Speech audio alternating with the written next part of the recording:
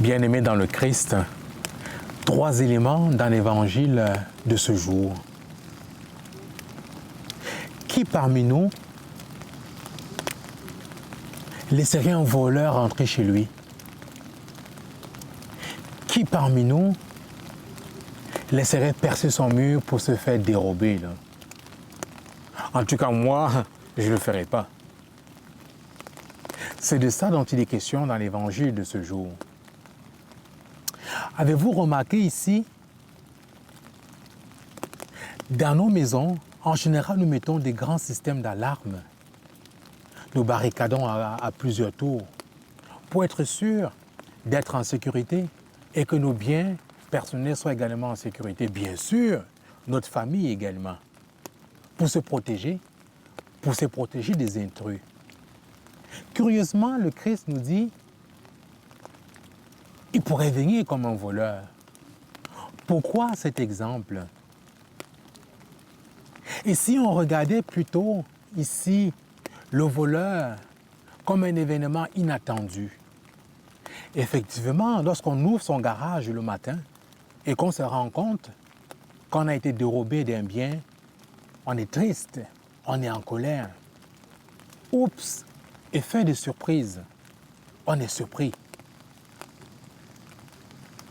Quand le Christ dit qu'il viendrait comme le maître de maison qui rentre de manière surprenante, de manière inattendue, cela pourrait peut-être nous inviter à être prêts en tout temps. Il y a une image très concrète qui me vient. Prenons l'exemple des couples qui attendent un enfant, de la mère qui attend un enfant. Qu'est-ce qui se passe? Le couple fait la layette. Ils vont à l'hôpital pour faire tout le suivi. Mais la science va déterminer approximativement à quel moment, à quel jour ou à quelle semaine l'enfant pourrait arriver. Mais il pourrait arriver à tout moment. Mais l'enfant est attendu. Pourquoi je donne cet exemple? Plutôt que de stresser en se disant que le Christ viendrait comme un voleur, retourner la situation et l'attendre comme un événement heureux. Un peu comme le couple qui attend un enfant, un peu comme la maman qui a hâte ou qui attend donner la vie.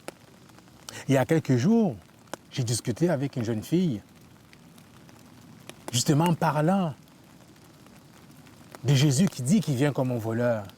Elle n'était pas vraiment contente. Elle dit, mais comment le Seigneur peut nous faire cela? Pourquoi veut-il nous surprendre et ne nous laisse pas le temps de nous préparer? Effectivement, nous avons tout le temps devant nous. C'est comme l'enfant qui est attendu. Ça prend 9 mois de préparation, 9 mois de gestation. On sait qu'il arrive. On a une idée approximative, mais il peut nous surprendre à tout moment. Premier élément. Deuxième élément, on voit ici que le maître confie la gestion de ses biens à quelqu'un. Il y a ici l'idée de confiance. Une idée de confiance. Le bon serviteur, le bon disciple, il prend soin de ce qui lui est confié, comme si c'était sa propre chose. Alors que faisons-nous du trésor de la foi qui nous est confié depuis notre baptême? Dernier élément, le Christ dit, celui à qui on en a beaucoup donné, on réclamera autant. Qu'avons-nous reçu? Nous avons reçu d'énormes talents. Nous avons reçu d'énormes dons. Qu'avons-nous fait de ces dons? Que faisons-nous de ces dons? À qui on en a beaucoup donné, on réclamera beaucoup. Le Christ nous confie le trésor de la foi. Il confie l'annonce de l'Évangile aux nations. C'est un grand cadeau qu'il nous fait. Alors, qu'en faisons-nous? Restons-nous là à attendre dans la crainte et la peur qui reviendra comme un voleur? Ou est-ce que nous l'attendons comme l'événement heureux qui entoure la naissance d'un enfant. Amen.